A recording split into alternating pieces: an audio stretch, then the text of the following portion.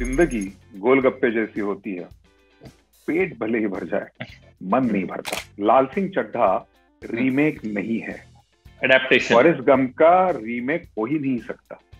Right, वो adaptation है साहब। हमें फिल्म्स के राइट लेने में 10 साल लग गए। 10 साल लग गए। आपकी मूछें बड़ी शानदार लग रही हैं, मतलब पूरे इंटरव्यू में मेरा ध्यान सिर्फ आपकी मूछों पे जा रहा है। मतलब मैं बड़ी देर से सोच रहा था नहीं कि ये जवाब खत्म हो तो मैं आपको कॉम्प्लीमेंट दूं कि कई किसी फिल्म में लुक दिखेगा।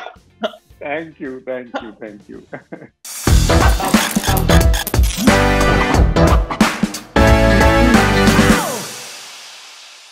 इस वक्त अगर पूरे देश में चर्चा है तो एक ही नाम की है, लाल सिंह चड्ढा।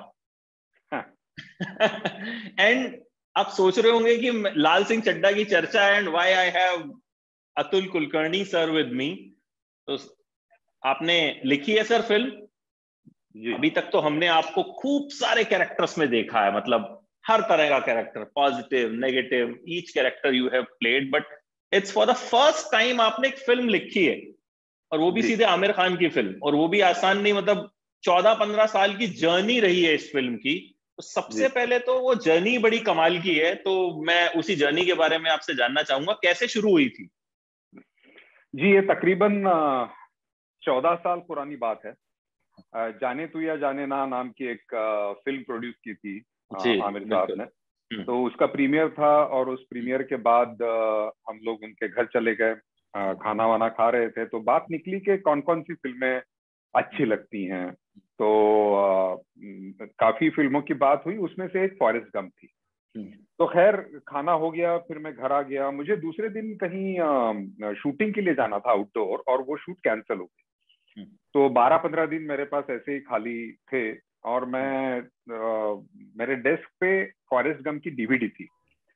तो पहले ही रात बात हो चुकी थी कि फॉरेस्ट गंप एक अच्छी फिल्म है, और काफी दिनों से मैंने देखी नहीं थी, तो मैंने सोचा कि चलो देख लेते हैं एक बार। और जब मैंने फिल्म देखना शुरू कर दिया, तो एक ख्याल मन में आया कि अगर ये जो कैरेक्टर है वो अगर हिंदुस्तानी होता तो उसकी शुरुआत कहाँ से होती, वो किन चीजों से गुजरता, हमारे देश का जो इतिहास है 50 सालों का, हो गया। ऐसे कुछ कुछ ख्याल मेरे दिमाग में आते रहे, और मैं कुछ नोट्स बनाने लगा। और एक आध घंटे के बाद मैंने फिल्म रोक दी, और मुझे लगा कि क्यों ना ट्राई किया जाए स्क्रिप्ट लिखना, तो कोशिश करते हैं। तो मैंने पहला सीन लिखना शुरू कर दिया, फिर मैं लिखते गया, फिर फॉरेस्ट गंप फिर से मतलब आगे पीछे करके देखता रहा, और करते करते 10 दिन में मुझे ये महसूस हुआ कि मैंने तो पूरी स्क्रिप्ट लिख डाली है। तो मैंने फिर से पढ़ी 2-4 बार, और 2-3 दिनों में और उसके 2 ड्राफ्ट हुए, और मेरी तरफ से एक फाइनल ड्राफ्ट तैयार हो गया। तो उसके बाद मैंने आमिर साहब को फोन किया कि एक फिल्म मैंने लिखी है, फॉरेस्ट गंप का एडेप्टेशन है, so I want you to hear it. तो उन्होंने कहा हाँ हाँ हाँ, सुनते हैं। 2 साल तक उन्होंने फिल्म सुनने के लिए वक्त नहीं दिया। ऐसा नहीं था कि हम मिलते नहीं थे, ऐसा नहीं था कि हमारी फोन पे बात नहीं होती थी, बस जब भी ये स्क्रिप्ट की बात निकलती थी तो टाल देते थे। तो 2 साल हो चले, अच्छा कुछ बताते भी नहीं थे, कह रहे थे कि सुनते हैं। तो 2 साल बाद ऐसी हमारी किसी चीज को लेकर बात हो रही थी, और मैंने फिर से कहा कि अरे यार, आप क्यों नहीं सुन रहे हो स्क्रिप्ट वो। तो खामोशी छा गई 2 मिनट के लिए, और फिर उन्होंने कहा क्या है कि तुमने कभी स्क्रिप्ट लिखी नहीं है आज तक, 15 दिन में तुमने एक फिल्म की स्क्रिप्ट लिख दी, वो भी फॉरेस्ट गंप का एडेप्टेशन लिख दिया। तुम मेरे बहुत करीबी दोस्त हो, अब होगा यूं कि तुम स्क्रिप्ट पढ़ोगे, मुझे अच्छी नहीं लगेगी, मैं मना कर दूंगा, तुम्हें बुरा लगेगा। तो मुझे वो सब नहीं चाहिए कि तुम्हें बुरा लगे और मैं ना कहूँ, अवॉइड कर। तो मैं जोर से हंसने लगा। मैंने कहा यार, मैं राइटर थोड़ी हूँ, मेरी जिंदगी थोड़ी इस पे डिपेंडेंट है, तो सुन लेना, अगर नहीं अच्छी लगी तो डाल देते हैं कचरे के डिब्बे में, क्या फर्क पड़ता है। मैंने कहा ठीक है आ जाओ। तो मैंने कहा कहाँ है आप? कहने लगे पंचगनी में हूँ। तो मैं पुणे में था तो मैंने स्क्रिप्ट मंगवाई मुंबई से और मैं पंचगनी चला गया। पंचगनी गया और मैंने स्क्रिप्ट पढ़ी।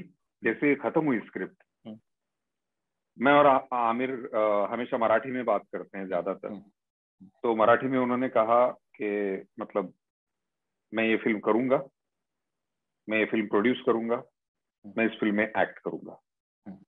और उनका जो प्रोडक्शन देखते हैं राव साहब, उनको उन्होंने तुरंत फोन किया उसी वक्त वहीं से, और उन्होंने कहा कि 3 टाइटल बुक कर दो, लाल सिंह चड्ढा। किरण को फोन किया नेक्स्ट और कहा कि अतुल ने बहुत बढ़िया स्क्रिप्ट लिखी है, अगली फिल्म हम ये करने वाले हैं, हम प्रोड्यूस करने वाले हैं, कल हम मुंबई आ रहे हैं आपको सुनाने स्क्रिप्ट। और उसके बाद हम लोग लग गए, खासतौर पे आमिर, उसका राइट्स लेने के लिए उसके फॉरेस्ट गम के, पैरामाउंट की फिल्म है। और साहब हमें फिल्म्स के राइट लेने में 10 साल लग गए। 10 साल लग गए। जी हाँ। तो उसके बाद खैर राइट्स मिल गए और हमने फिल्म शुरू कर दी, और फिर कोविड आ गया, तो करते करते उसमें फिर 2 साल लग गए, 2-2.5 साल। तो इस तरह से 14 साल की कहानी है। और 11 अगस्त को ये हमारा जो बच्चा है 14 साल का वो आ जाएगा। 14 साल मतलब कई बार बड़ी अनरियल सी चीजें लगती हैं कि मतलब 14 साल किसी फिल्म को बनाने में लग गए। तो आपको मतलब विश्वास था इस पूरे दौरान की बनेगी? कहीं ऐसा हुआ कि आपको लगा यार, मतलब बिकॉज 14 साल इज टू लॉन्ग, आपने 14 साल में पता नहीं कितने किरदार कर दिए होंगे, कितनी फिल्में कर दी होंगी, तो कभी ऐसा लगा था कि यार हो सकता है ना बन पाए? कभी होप खोई थी? हम दोनों काम कर रहे थे अपना अपना। ये इसका राइट्स की बात नहीं जा रही थी आगे, तो आमिर ने भी दूसरी फिल्में शुरू कर दी वगैरह वगैरह वगैरह। लेकिन क्या है ना कि आमिर एक ऐसे शख्स हैं कि जब वो एक आध बात ठान लेते हैं, और जब तक उन्हें ऐसा कोई सबूत नहीं मिलता कि भैया या तो वो चीज गलत है या फिर वो चीज हो ही नहीं सकती, तब तक वो रुकते नहीं है। अगर उनको लगता है कि ये चीज नहीं हो रही है तो उसके पीछे पड़ जाते हैं वो। और वही हुआ। मतलब आसान चीज नहीं है, उन्होंने क्या क्या नहीं किया, एक बार उनसे पूछ लीजिएगा कि उन्होंने क्या क्या किया इसके राइट्स लेने के लिए। तो बहुत बहुत सारे, जिसको हम कहते हैं कि पापड़ बेलना, तो बहुत पापड़ बेले, और 10 साल के बाद उन्हें राइट्स मिले। लेकिन जब एक इतना पैशनेट आदमी एक चीज के पीछे पड़ जाता है तो 2 चीजें हो जाती हैं। एक तो आपको ये एहसास होता है कि जो आपने लिखा है वो बहुत ही कुछ मूल्यवान चीज है, इसीलिए ये जो शख्स है, आमिर जैसा शख्स, वो इसके पीछे पड़ा। और दूसरी बात, आपको विश्वास हो जाता है कि चाहे देर लग जाए लेकिन ये आदमी ये करके रहेगा। और वैसे ही हुआ। हम सब लोग उन्हें जानते हैं। वो राइट्स लेके आए और फिल्म शुरू कर दी। वैसे सर एक चीज में थोड़ा ऑफ ट्रैक होगी, लेकिन आपकी मूछें बड़ी शानदार लग रही हैं। मतलब पूरे इंटरव्यू में मेरा ध्यान सिर्फ आपकी मूछों पे जा रहा है। मतलब मैं बड़ी देर से सोच रहा था नहीं कि ये जवाब खत्म हो तो मैं आपको कॉम्प्लीमेंट दूं कि कहीं किसी फिल्म में लुक दिखेगा। Thank you thank you thank you. ये लुक किसी फिल्म में दिखेगा सर? जरूर दिखेगा। हाँ मतलब दिखना चाहिए। बात है, मैं आपको बता दूंगा। हाँ मतलब मुझे लगता है कि ये बड़ा बड़ा सूट कर रहा है आपके ऊपर, तो ये जरूर दिखना चाहिए। अच्छा सर, आपने चॉकलेट को गोलगप्पे से रिप्लेस किया, जाहिर है इंडियनाइज करना था उसको, तो गोलगप्पे वाला आइडिया आप ही का था या किसी और ने भी, गोलगप्पा लवर ने सलाह दी कि गोलगप्पा कर दीजिए इसको? नहीं नहीं नहीं नहीं। वो जो 10-12 दिन थे, अभी मैं मेरे घर से बात कर रहा हूँ, और वहां पे हमारा जो टेबल है वहां पे बैठ के मैंने ये लिखी, और मैं अकेला था घर पे, कोई और नहीं था। ये क्या है ना कि एक बात को समझ लेना चाहिए कि लाल सिंह चड्ढा रीमेक नहीं है, एडेप्टेशन। फॉरेस्ट गंप का रीमेक हो ही नहीं सकता। राइट, वो एडेप्टेशन है। एडेप्टेशन हम किसे कहते हैं, रूपांतरण किसे कहते हैं? कि एक आपके पास कोई उपन्यास है, उसकी अगर आप फिल्म बना दे या नाटक बना दे तो वो रूपांतरण होता है, आप सब कुछ बदल देते हैं उस चीज का। एक फिल्म का ही रूपांतरण जब हम कहते हैं तो इसका मतलब ही ये हुआ कि ये एक अलग फिल्म है, इसीलिए इसका एडेप्टेशन किया, इसका रूपांतरण किया गया है। तो जब हम इस तरह से एडेप्टेशन करते हैं, रूपांतरण करते हैं, तो मेरे ख्याल से उसमें जो एक फिलोसॉफिकल चीजें होती हैं, दर्शन मात्र चीजें जो होती हैं, उसका भी रूपांतरण होता है। ट्रांसलेशन नहीं हो सकता, भाषांतर नहीं हो सकता, रूपांतरण हो सकता है। तो उसी तरह से वो जो गोलगप्पे वाला जो डायलॉग है वो आ गया कि जिंदगी गोलगप्पे जैसी होती है, पेट भले ही भर जाए मन नहीं भरता।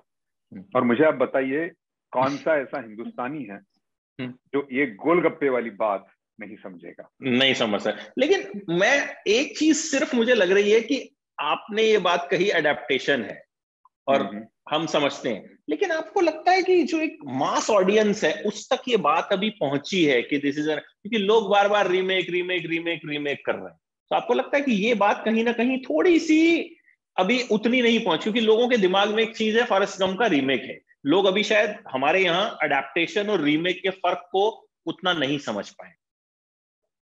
अभी अभी आपने ये सवाल करते हुए दो शब्द इस्तेमाल किए। पहले आपने कहा मास ऑडियंस और फिर आपने कहा लोग।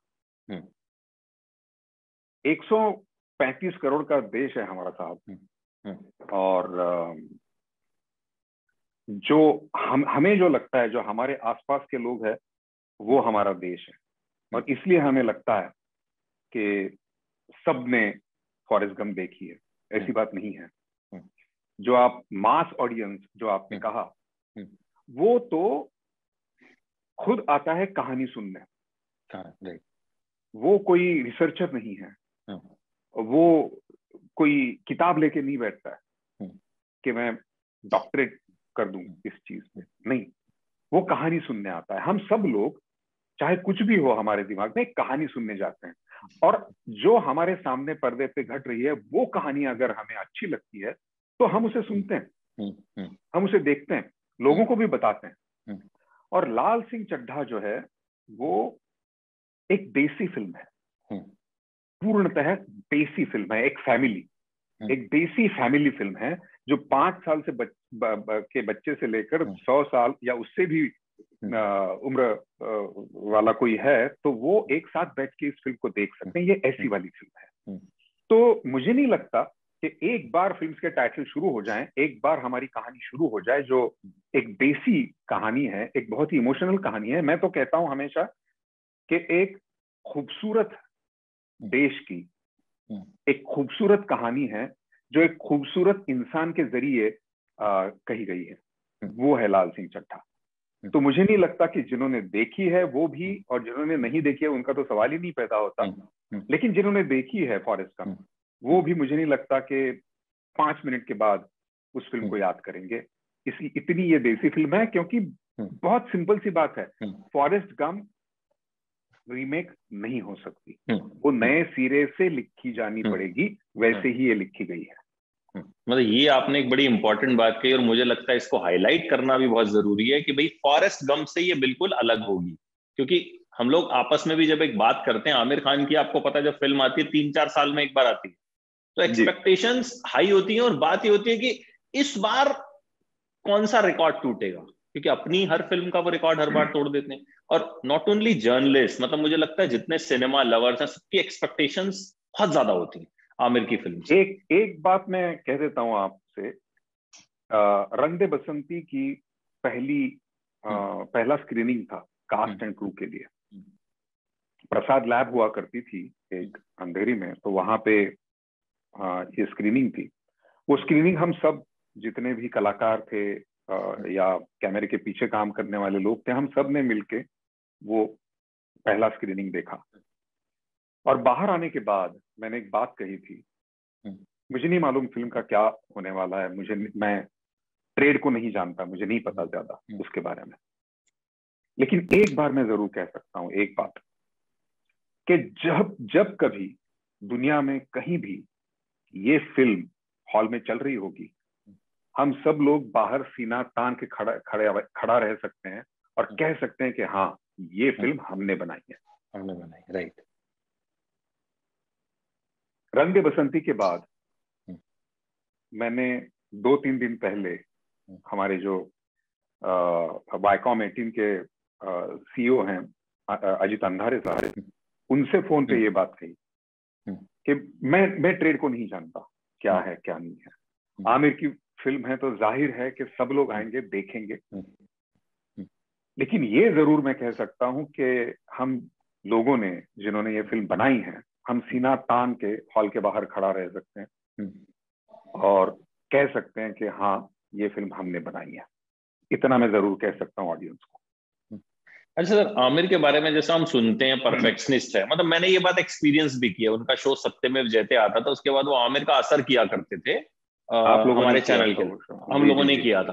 तो हम मुंबई जाते थे उसके लिए, तो सत्यमेव जयते शो की एडिटिंग चल रही होती थी और वहां सबकी सांसें रुकी होती थी कि भाई 5 मिनट है एपिसोड में और ये आदमी जो है ये एडिट टेबल ही नहीं छोड़ता।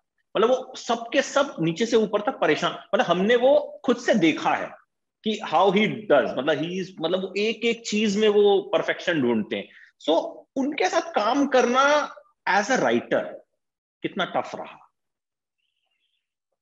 एक तो ये पूरे सॉलिट्यूड में मैंने ये स्क्रिप्ट लिखी, क्योंकि उनको पता भी नहीं था कि मैं ये स्क्रिप्ट लिख रहा हूँ।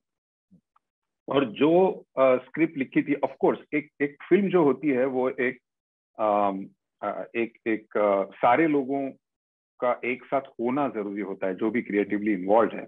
ये कोई एक शख्स का काम नहीं है, चाहे वो राइटर हो, डायरेक्टर हो, एक्टर हो, कैमरामैन हो या कोई और हो। ये फुटबॉल जैसा है, एक आदमी फुटबॉल नहीं खेल सकता, एक औरत फुटबॉल नहीं खेल सकती। वैसे ही फिल्म का है, जब सब लोग इकट्ठा आते हैं तो जाके फिल्म बनती है। तो मैं उस बहुत सारे डिस्कशंस हुए। आप समझ सकते हैं कि अगर 14 साल लगे हैं तो भाई इसीलिए पूछा, 14 सालों में कितनी रीडिंग्स हुई करी होगी मैंने इस फिल्म की, कितनी बार कितने डिस्कशंस हुए होंगे। तो मेरे ख्याल से ये कलेक्टिव प्रोसेस जो है उसमें से बहुत खूबसूरत चीजें निकल के आई हैं, लेकिन मोटा मोटा जो फाइनल ड्राफ्ट था वही ये फिल्म है। सर एक आखिरी क्वेश्चन, क्योंकि पीछे से आ गया डंडा की खत्म करो जल्दी से, लास्ट क्वेश्चन है। वैसे तो बहुत सारे सवाल हैं, लेकिन आई थिंक कुछ लाल सिंह चड्ढा की सक्सेस के बाद भी मुझे लगता है बचने चाहिए। बिल्कुल बहुत सारे सवाल और होंगे आपके पास, क्योंकि अब आप राइटर बन गए हैं। एक बात मैंने कभी किसी बड़े फिल्म मेकर के मुंह से सुनी थी कि यार कहानियां जो होती है ना वो 4-5 होती है, ठीक है, हम घुमा के उन्हीं 4-5 कहानियों को कहते हैं। और जैसे हम हाल ही में देखें KGF 2 ले लीजिए, पुष्प, बड़ी बेसिक कहानी है कि एक गरीब लड़का होता है वो डॉन बन जाता है, सिर्फ एक ट्रीटमेंट उसमें ऐसा था कि हम लोगों ने वो फिल्में पसंद की। सो इस पे आप कितना एग्री करते हैं कि कहानी और ट्रीटमेंट कितने कितने % आप मानते हैं इंपॉर्टेंट होता है? ये जो बात आप कह रहे हैं वो भरत मुनि ने पहली बार कही थी, जो हमारे नाटककार थे पहले संस्कृत के। उन्होंने कहा था कि दुनिया में सिर्फ 7 कहानियां हैं, और या तो वो 7 कहानियां आती हैं या फिर जो भी कहानियां बनती हैं वो इसका कॉम्बिनेशन बनता है इन 7 कहानियों का, कभी 2, कभी 4, कभी 7।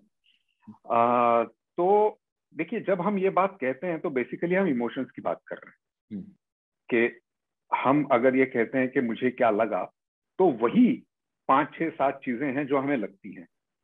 कभी उसकी तीव्रता जो होती है वो बढ़ती है, कभी कम होती है, लेकिन बातें तो वही हैं। मुझे दुख, मुझे खुशी हुई, है ना, मुझे गुस्सा आया, बातें तो वही हैं। जिसे हम रस कहते हैं वही है। तो जाहिर है कि इन्हीं रसों को मिलाकर कहानी कही जाएगी। तो मैं जी बिल्कुल मानता हूं कि यही होता है, हम ह्यूमन इमोशंस के साथ खेलते हैं। जो भी कहानी कहते हैं वो ह्यूमन इमोशंस के साथ खेलते हैं, और वही जो इंग्रेडिएंट्स हैं उन्हें मिला के कहानी बनती है। इसीलिए treatment of course is extremely important. Treatment not only in film के माध्यम में, सिर्फ फिल्म बनाने में नहीं, फिल्म लिखने में भी जो मन में कहानी है। इसीलिए फॉरेस्ट गम का जो स्क्रीन प्ले है वो इतना महान इसीलिए है, ट्रीटमेंट की वजह से। अगर आप उसकी नॉवेल जो है, ओरिजिनल नॉवेल जो है, वो अगर आप पढ़ें और इसका स्क्रीन प्ले पढ़ें तो आपको नजर ही नहीं आएगा कोई सामने, इतना वो अलग है नॉवेल से स्क्रीन प्ले। तो बिल्कुल आपके सवाल का जवाब ये है कि जो जो क्राफ्ट है उसका, जो ट्रीटमेंट है, वो बेहद जरूरी होता है किसी भी कहानी के लिए। मुझे ये भी पता कही जाती है।